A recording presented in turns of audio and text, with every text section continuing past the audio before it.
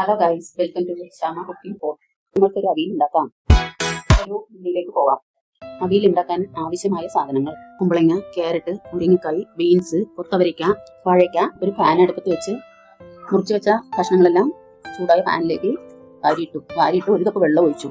ഒരു കപ്പ് വെള്ളം ഒഴിച്ചതിന് ശേഷം 1.5 സ്പൂൺ ഉപ്പ് ഇട്ട് ഇളക്കി മൂടി വെച്ചു. ആ കഷ്ണം വെന്തതിന് ശേഷം ഒരു മൂടി തേങ്ങ ചിരവി എടുത്ത് അതിലേക്ക് 1 സ്പൂൺ ജീരകം, 4 പച്ചമുളക് മിക്സിയിലിട്ട് അരച്ചെടുത്ത് നമ്മളിട്ട കഷ്ണങ്ങൾ വന്നതിന് ശേഷം തേങ്ങ അരച്ചത് അതിലേക്ക് ഒഴിച്ച് നന്നായി തിളപ്പിച്ചതിന് ശേഷം അതിലേക്ക് 2 ഗ്ലാസ് തൈര് ഒഴിച്ച് നല്ലപോലെ മിക്സാക്കി കൊടുക്കുക.